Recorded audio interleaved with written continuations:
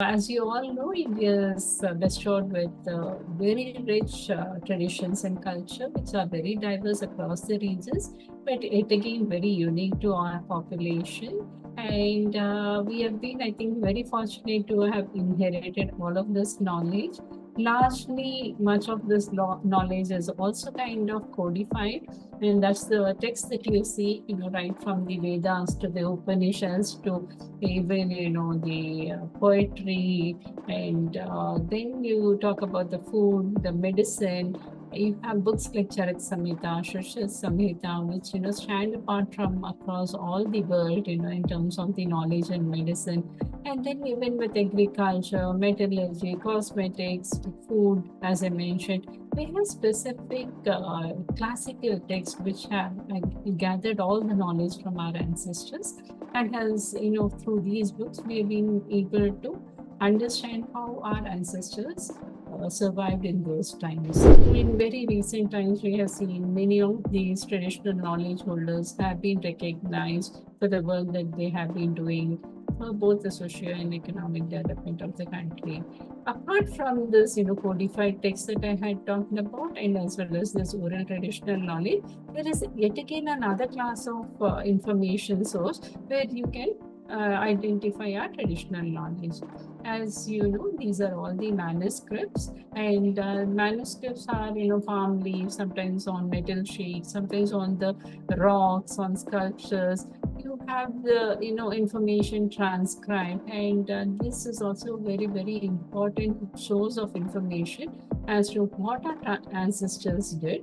And in today's context, we call it traditional knowledge. And the National Mission for Manuscripts, which comes under the Indira Gandhi National Center for Arts, it holds all these manuscripts. They had documented close to about 45 lakh manuscripts, and they also conserve this, they digitize this information. They also take care of the rare and unpublished manuscripts as well. Based on, why patents were granted and what was the gap in the understanding of the patent offices, why were patents being granted on something which we believe as traditional knowledge. The government of India did a lot of brainstorming, and then that led to the conceptualization of what is called the Traditional Knowledge Digital Library, which I handle. It is the first of its kind in the entire world, okay, as a Government of India initiative.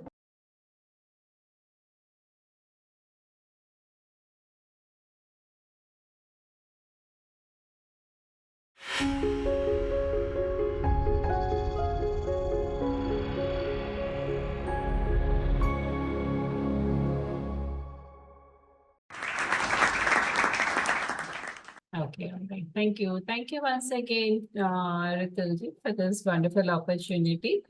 I think I'm as excited as you are to talk about this very important topic, traditional knowledge. So I'll be talking about the protection and why we are looking at, aspects of both protection and promotion.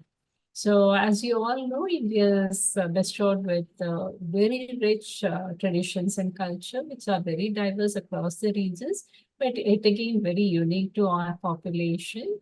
And we have been, I think, very fortunate to have inherited all of this knowledge.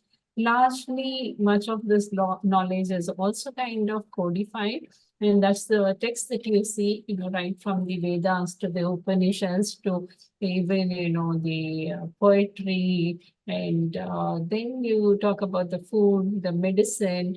You have books like Charak Samhita, Shashya Samhita, which, stand apart from across all the world, in terms of the knowledge and medicine. And then even with agriculture, metallurgy, cosmetics, food, as I mentioned, we have specific classical texts which have gathered all the knowledge from our ancestors, and has, through these books, we have been able to understand how our ancestors survived in those times. And when you're talking of traditional knowledge, there is yet again one another class of traditional knowledge, which in general terminology is called the oral traditional knowledge. As the very definition sounds, the name sound, it has been transmitted by word of mouth across generations, and sometimes it is through the Guru Sishya Parampara. Sometimes it is within the families, through stories, through dramas, through cultural expressions. This knowledge has been transmitted over thousands of years. In very recent times, we have seen many of these traditional knowledge holders have been recognized for the work that they have been doing for both the socio and economic development of the country. Apart from this, codified text that I had talked about, and as well as this oral traditional knowledge, there is yet again another class of information source where you can identify our traditional knowledge. As you know, these are all the manuscripts, and manuscripts are, palm leaves, sometimes on metal sheets, sometimes on the rocks, on sculptures. You have the, information transcribed, and this is also very, very important source of information as to what our ancestors did. And in today's context, we call it traditional knowledge. And the National Mission for Manuscripts, which comes under the Indira Gandhi National Center for Arts, it holds all these manuscripts. They had documented close to about 45 lakh manuscripts, and they also conserve this, they digitize this information. They also take care of the rare and unpublished manuscripts as well.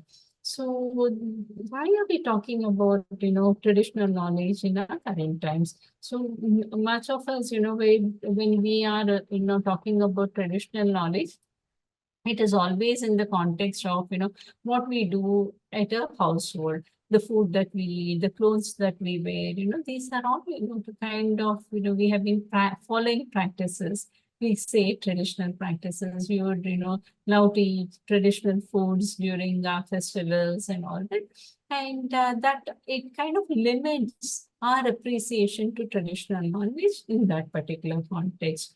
But in today's context, where there's global competitiveness, there's a high recognition for the modern science and technology.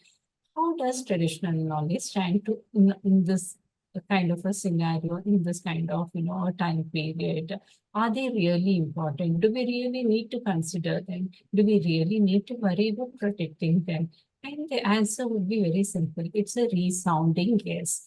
And the reason why we are, talking today about traditional knowledge is in that context, it is relevant. This traditional knowledge is relevant to current times, and it will be relevant to future times, because as you see, when generations move from one period to the other, we grow on the foundations that have been laid by the predecessor. And that is where we are. We need to appreciate what our ancestors did for us, and we need to leave this for our future generations as well.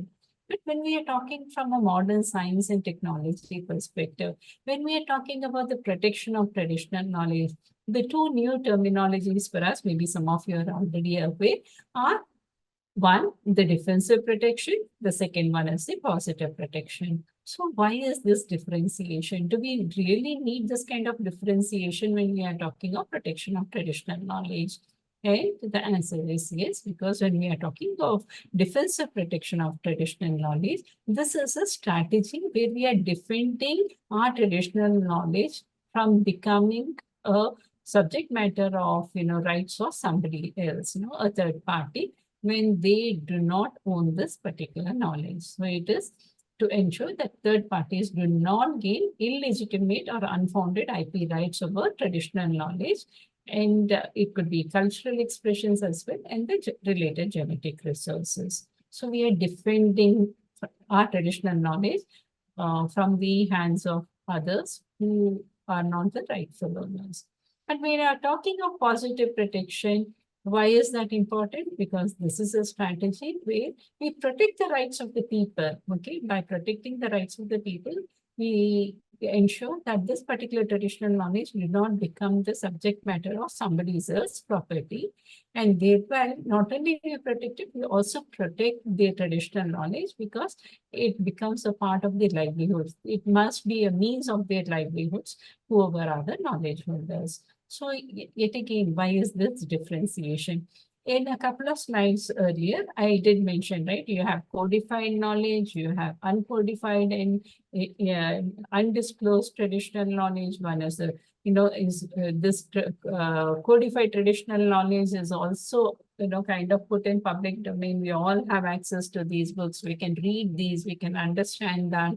Whereas when we are talking of oral traditional knowledge, it has been passed from one generation to the other by mere word of mouth. So the knowledge holders here are the custodians of that particular knowledge. So when we are talking of defensive protection, when we are talking of codified text, that codified text, the knowledge that is already there is kind of, who is the owner of that knowledge? The nation becomes the owner of that knowledge. And here it is in public domain. So nobody can, singly become the owner of that knowledge. So when I talk of some particular formulation from Charak Samhita, I can prepare that, I can use it, I can even make a commercial product. But can I take IP rights on that? Definitely not, because that knowledge belongs to every one of us. It's from our ancestors.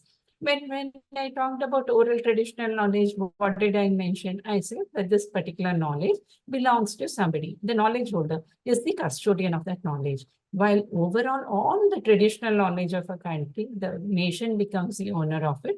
In this particular case, when you go a level below, the custodians, the knowledge holders, are the owners of this oral traditional knowledge. Here, positive protection becomes very important because we need to protect their livelihoods as well. So that's the reason we need to take care of both protection as well as promotion. Typically in countries like Peru, Ghana, Kenya, we have enacted legal systems. It's called the sui generis legal systems. So specifically on protection of traditional knowledge. So it provides a path for legal recourse, and that is how traditional knowledge and the rights of the people are protected.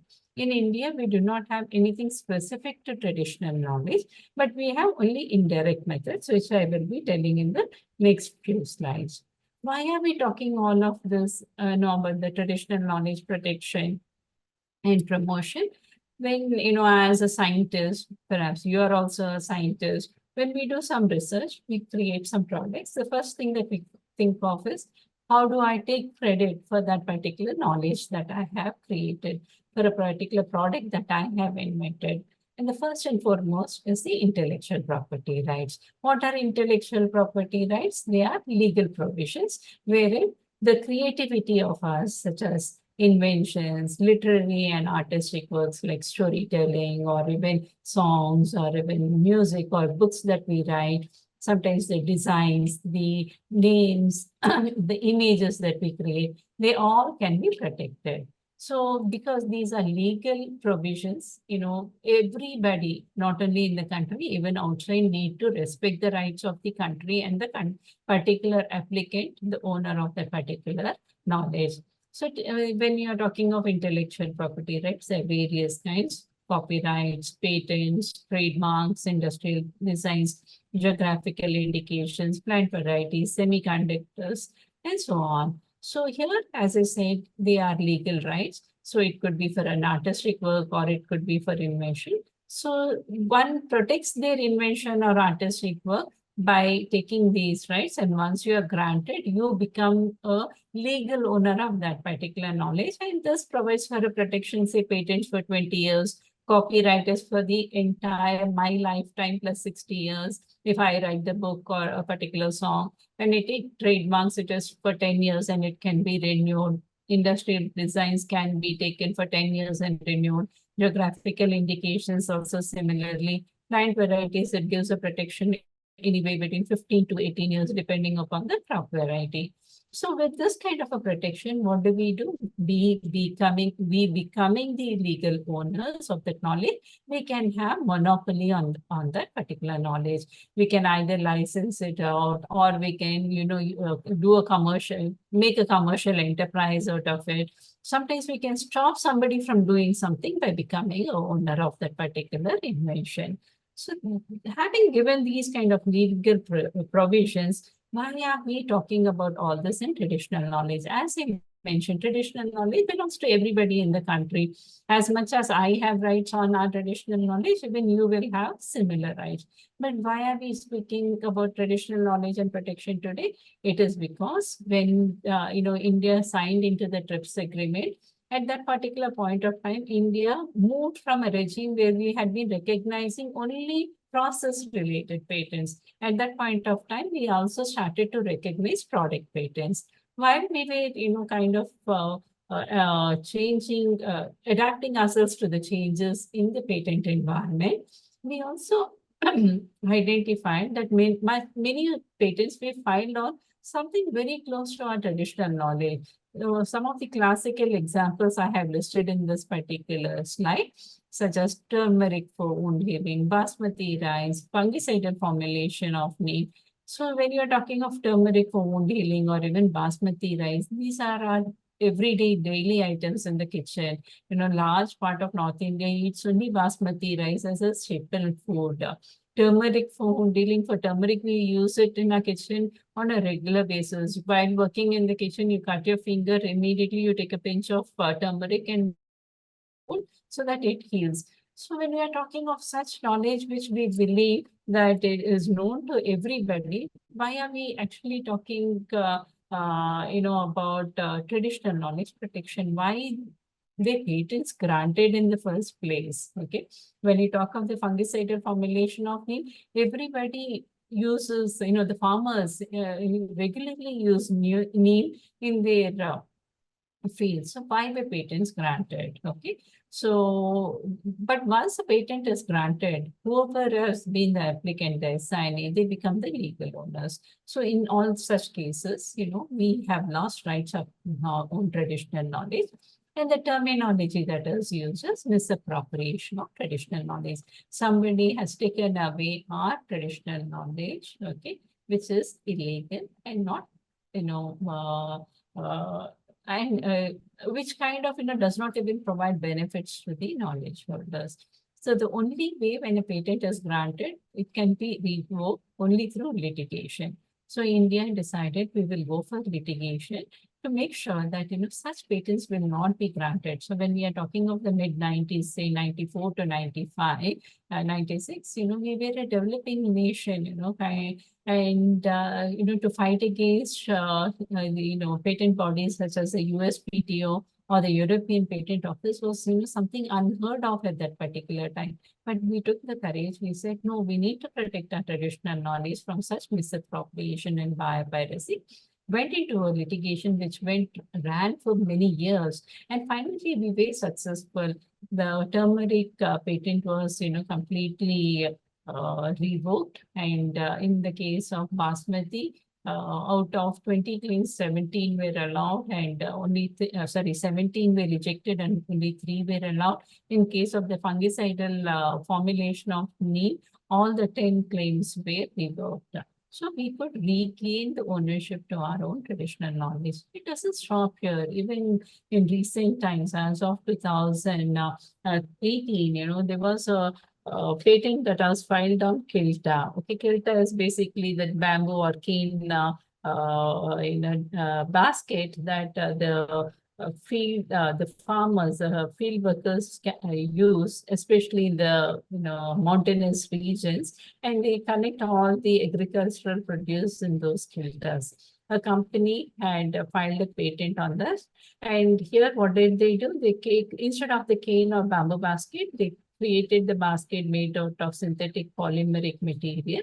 And instead of tying to the waist, they made it, instead of tying it onto the head, they put it across the waist, saying that this has benefits by way of ergonomic practices, better orthopedic results. But there was a litigation filed in 2005, and it went on for 13 years. Finally, the Himachal Pradesh High Court revoked the patent, saying that there is no inventive step in this. Such a patent cannot be granted. So we need to stop such misappropriation and biopiracy, because the affected parties just us, we are losing rights over our own traditional knowledge, which is otherwise, common to all of us.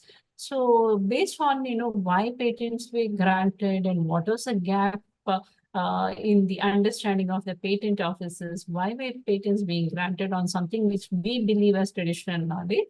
The government of India did a lot of brainstorming, and then that led to the conceptualization of what is called the traditional knowledge digital library, which I handled.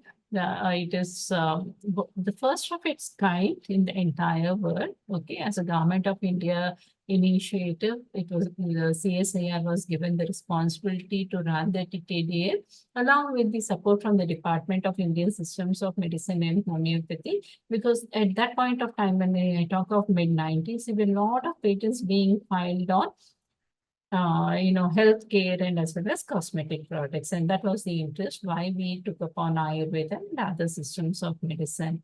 What was the problem with, our traditional knowledge? Why were patents being granted? The concern was that while we talk about traditional knowledge, at that point of time, mid-90s, we did not have the wherewithal of internet systems that we have today.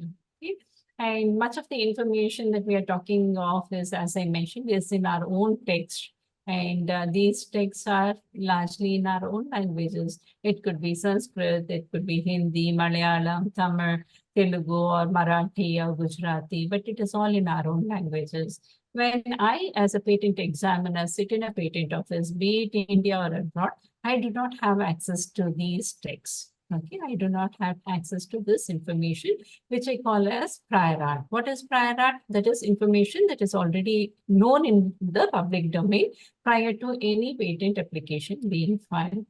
When I do not have access to such information, I look at information that is made available to me as a patent examiner. I look through that and then see whether there is any prior art available in literature related to that application or not. When I don't find anything, I move ahead with the grant process. If I find something, I raise an objection and write to the applicant to provide the response.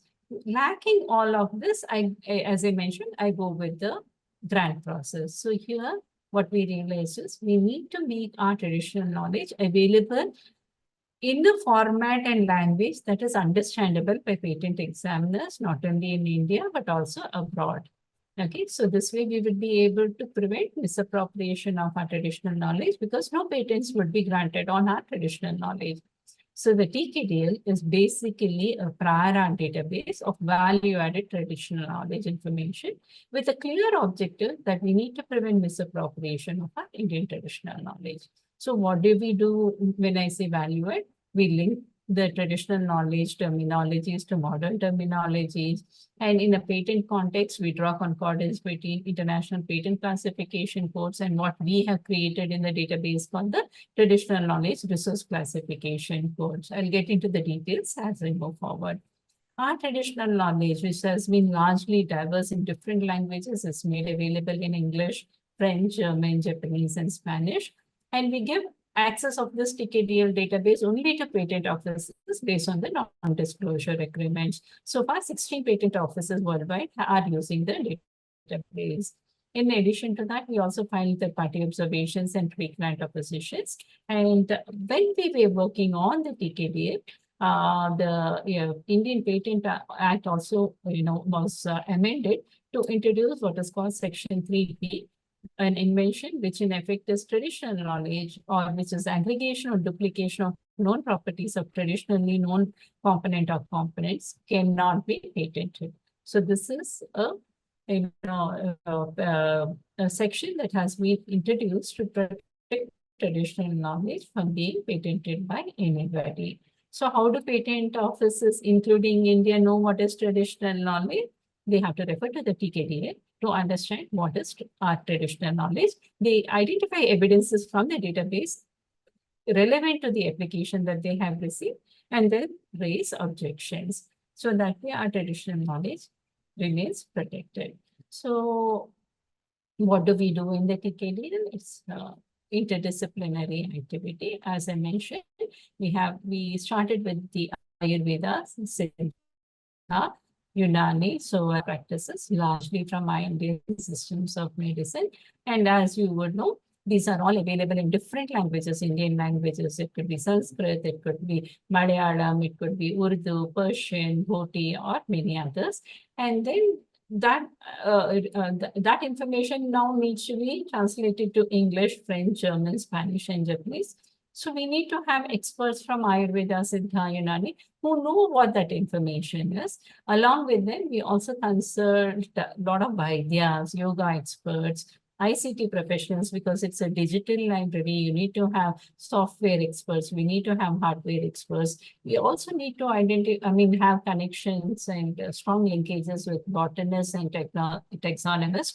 And of course, because this is all related to intellectual property, right? We also need to have patent exam. sorry, project staff who have experience in IP-related matters. So here we have connected our traditions with technology. We have also drawn concordance between the traditional and modern terminologies. So it is a highly structured data. I have given, if you look at the slide, the bottom part is how we have structured the information. This particular classification, structuring information is available even with the patent classification. So there's a section, there's a class, there's a subclass, group, and subgroup. Similarly, in the TKDL also, we have drawn such a structure. But here, we go into the granularity of the information. Say, for example, when I talk about international patent classification codes, we say it ends with something like, if I talk about a herbal formulation, it ends with saying that this is a plant-based material. But when I go to the TKRCs, it goes to the granularity of telling what that botanical is. We tell what is the genus and the species. So what does the TKDL do? So as I mentioned in the previous slide, this is already a value-add information that we provide on our Indian systems of medicine. So in addition to that, this TKDL database, because it's a digital library, can also draw the similarities and the distinctions within the different systems of medicine. Say, for example, I'm an Ayurveda doctor. I may superficially know what is there in Unani and what is there in Suvarika or Siddha, but do I actually know what is there in each of the system? Can I draw some kind of, the commonalities between the different systems of medicine? And the answer is yes, the TKDL will provide that. For example, if I talk of Jati Phala, which is the name in Ayurveda, you would get what is the, terminologies that is used in Unani, Suvarika, Siddha, and others, including the botanical name. Similarly, when I talk about the diseases, again, this TKDL database, because it's a digital database, provides you the complementary information across Ayurveda, Unani, Siddha, Suvarika, and as well as the English name. Not only that, we also provide information on the terminologies, the definitions of how a particular disease or any other thing has been mentioned in the traditional text as against what is mentioned in the modern medicine. Say, for example, when I talk of fever, what is mentioned in Ayurveda is there is a rise in body temperature, there's malaise, there is body ache, there's loss or diminished perspiration. But when I talk of modern medicine, it's very specific. It says that there should be an elevation in the temperature, which is above the normal, that is 98.6, and associated symptoms. So that is how fever is described. So all this information is there available in the TKDL. So this particular TKDL information, as I mentioned, is given to different patent offices. 16 different patent offices have access to the database, and they identify when somebody files an application at the patent office, they identify any application which has relevance to our traditional knowledge. If they find evidences from the TKDL, they present it as prior art information to the applicant, and they seek responses. If in case they find that it is exactly infringing upon our traditional knowledge, patents are not granted. But the patent offices, while they are doing it, it's a lot of work. Sometimes they miss patent applications. So to supplement that activity, we from the TKDL unit also monitor applications that are filed across all different patent offices, and we compare that information, what is being applied for, with the TKDL data that we have. And based on whatever evidences that we identify, we file oppositions, which is a pre-grant opposition. This is also called third-party observation. So before a patent is granted, we oppose it so that we don't have to go into a litigation process. So this has been, initiated in the year 2009, and we are continuing with the process. So far, based on the applications, oppositions that have been filed based on the TKDL evidences, we've been successful in preventing grant of about 340 patents across the different jurisdictions, be it the Europe or the US, even India, Canada, Australia, and of course, Wikipedia. So far, when I mentioned, right, we have a defensive protection, we have a positive protection. The TKDL is a defensive form of protection because we are preventing others from taking ownership rights on what is called our traditional knowledge. But this is so far so good when we are talking about codified text. But when we are talking of oral traditional knowledge, as I mentioned, the knowledge holders are the custodians of that knowledge. It's so very important for us not only to protect it, to also promote it. So what are the frameworks in the country that is available for this?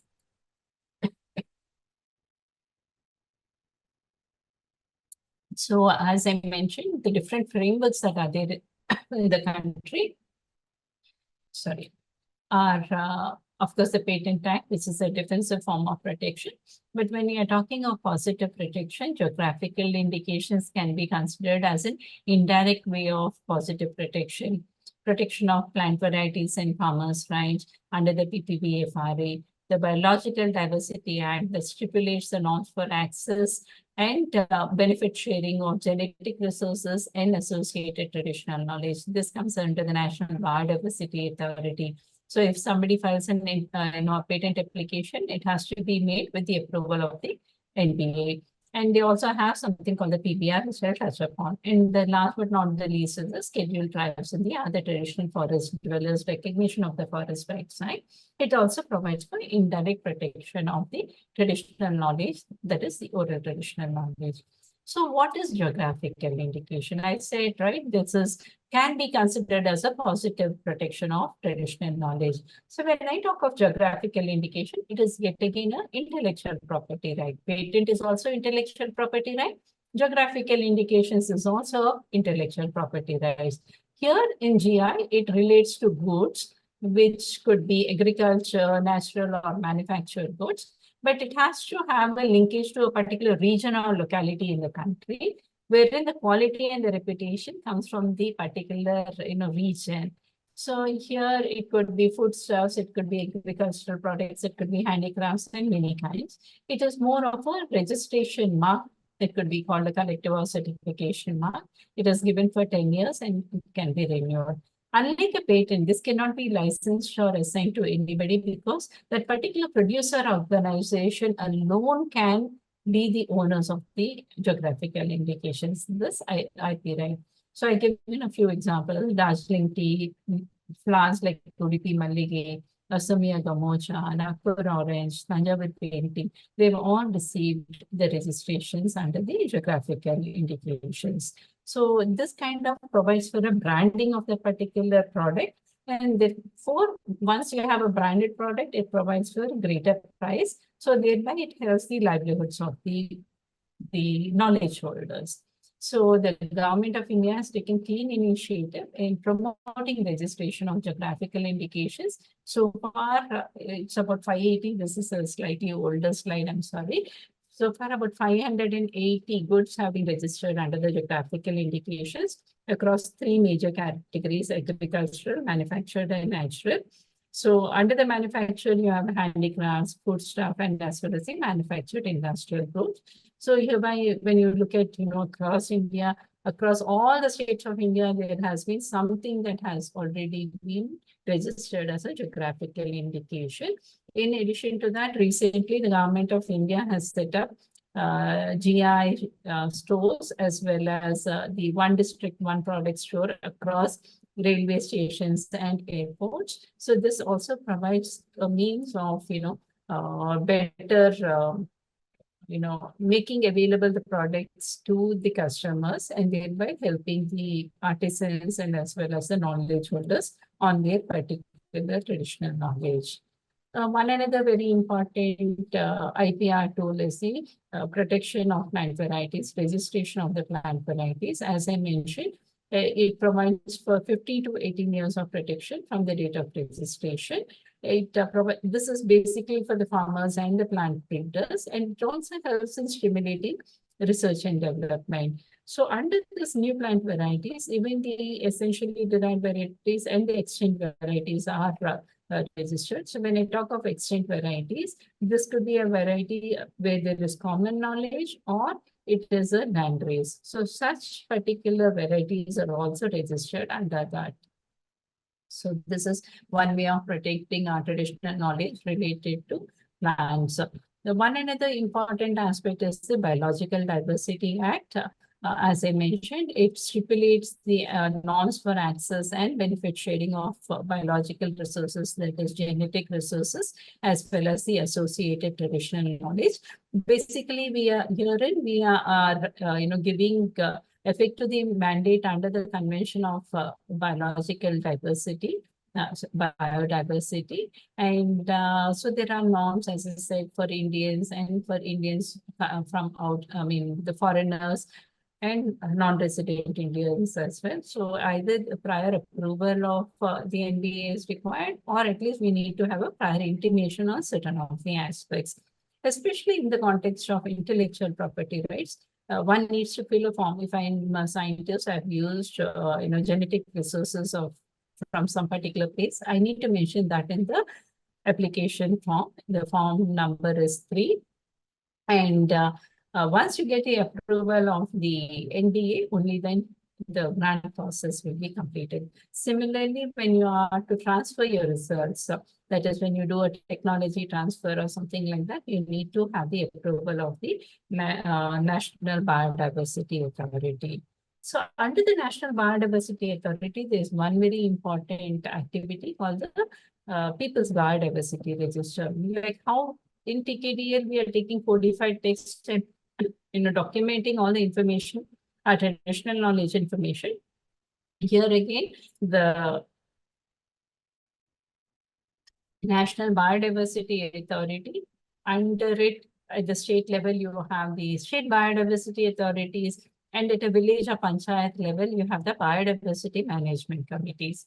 These BMCs, they go and meet people, and then they collect information related to genetic resources and the associated traditional knowledge. But they record all of this with the due prior informed consent of the knowledge holders. And that knowledge, which is documented under the People's Biodiversity Register,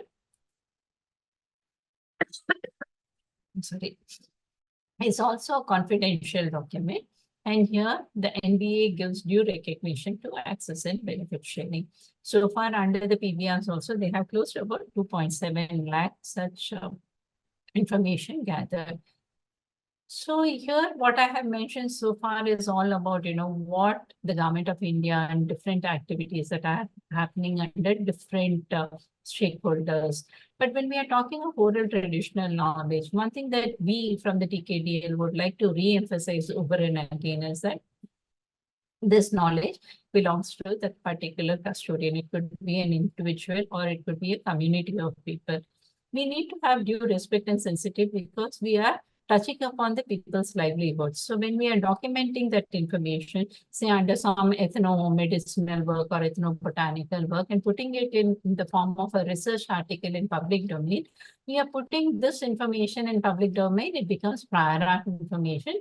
If in case anybody modifies it and uses it for any commercial purposes, the community will not derive any benefits out of it. So we need to ensure that their livelihoods, the rights of the own custodians are also respected and recognized. So for that, we are bringing in a guidance document that talks about responsible documentation and utilization practices. So the 3 cardinal principles that we are talking about is free, prior, and prior informed consent, where we understand the interests and the concerns of the knowledge holders. We talk about the responsibility, who holds what role and what responsibility, what are our objectives, what do the knowledge holders expect from us. The second important one is the attribution of that knowledge to the particular knowledge holder.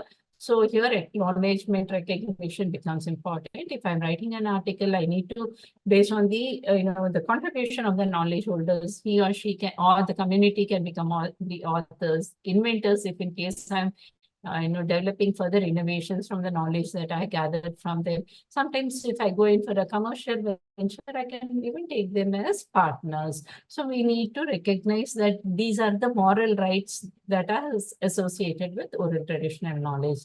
Last but not the least is the access benefit sharing. When I talked about the National Biodiversity Authority, I did mention to you that they stipulate norms for access as well as benefit sharing of the genetic resources and associated TK. We need to follow that across. It need not be only genetic resources based, even if it is, something which is non-biological material. Say, for example, when you're talking of cultural expressions, take away somebody's song, I create my own music and I project it as I'm the author of that particular song. That is also an unethical practice. So we need to make sure that access benefit sharing also happens when we are working with such traditional knowledge. And why is all this important? Whatever I have conveyed to you until now is because when we are talking of traditions and culture, it is not just modern science and technology that plays an important role. It is also about traditional knowledge, the traditions and culture that have an important role in achieving the sustainable development goals. And right from the SDG number 1, no poverty, to zero hunger, to good health and well-being, traditions and culture have a very important role to play. And taking cognizance of it, even we from our country have issued policies to this effect. When we are talking of the national education policy, point number 4.27 talks about knowledge of India, which will become, which is going to be a part of the school curriculum. In terms of the Indian knowledge systems, it could include tribal knowledge, indigenous and traditional ways of learning. And there are specific courses that are also recommended under tribal ethnomedicinal practices, forest management, and many more. While education is one pillar, innovation is another pillar for socioeconomic growth. So when you are talking of the national IPR policy, the vision statement itself includes traditional knowledge and biodiversity resources and says an India where knowledge is the main driver of development and knowledge owned is transformed into knowledge share. So when our innovation policy and education policy talks about traditional knowledge, it is therefore very pertinent that the TKDL also talks about expanding the scope, allowing access of the TKDL for R&D and further innovations, while maintaining safeguards to prevent misappropriation, documenting oral traditional knowledge, which I talked about. We are bringing in the ethical guidance document, and we will continue our efforts to make TKDL as part of the PCT minimum documentation in the WIPO. So while the national policies talk about, including Indian knowledge systems, the Ministry of Education has taken very specific initiatives. When you talk of the UGC, the University Grants Commission, they have brought out guidelines for incorporating IKS in the higher education curricula. So every student, either in the UG or PG, needs to take IKS courses, and this has to be at least 5% of the mandated credits. So when you are talking of the activities, largely on the technical education, they have also brought in a document which talks about minor degree in Indian knowledge systems. So here they say students have to complete 18 credits in the IKS courses, and the credits of the mandatory IKS courses would also be included in this particular thing. So there is a 3-week student induction program which is mandatory on the IKS. In addition to all of this, the Ministry of Education has also put in a division at the ministry itself. It's called the Indian Knowledge Systems Division, and it provides for funding opportunities for interns, for researchers, both young scientists and established scientists, and also for setting up the IKS centers. So this is for, Gyan Samposhan Gaveshan Kendram for initiating research, Bharatiya Gyan Samposhan Bhasha Kendram, which is based on our own languages, Bharatiya Gyan Samposhan Shikshak Parikshakshan Kendram. So basically training the teachers also. So they have these IKS centers, which now, has a focused has a focus on research, education in our own languages, as well as the outreach activities. So with all of this, it becomes very, very pertinent that we talk about the relevance of traditional knowledge, not only to our current times, but also for future. So I'll just quickly, wrap up my talk. I will give you a few very important examples, and then we will take up questions. So when I talk of the relevance of traditional knowledge, I think all of you might have heard about artemisinin for malaria. It was a game changer, and the inventor, Tu Yu, she won a Nobel Prize also for that. So the story goes that, when there was a lot of, there was happening, and especially during the Vietnam War, many of the soldiers were succumbing to malaria, which was resistant to chloroquine, which was the standard line of treatment at that point of time. So Vietnam approached China to help them with this chloroquine-resistant malaria. So the premier himself launched the Project 523 to find out a cure for chloroquine-resistant malaria. The project began in the year 1969 and 67, but Tu Yu became the head of the project in the year 69.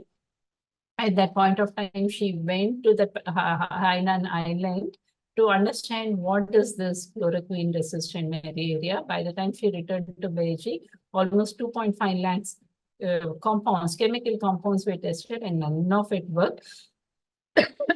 So she referred to the traditional Chinese medicine, and she identified that there is one particular plant material, sweet wormwood, that has been in use in China for intermittent fevers. Malaria is also having intermittent fevers. So she felt that this could perhaps provide a treatment for this chloroquine-resistant malaria.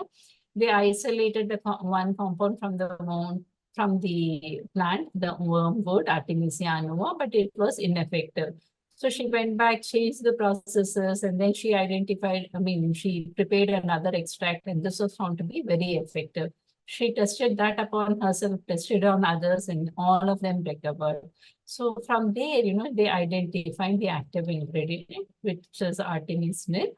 And then they shared this in the year 1972. This work got published only in the year 1979.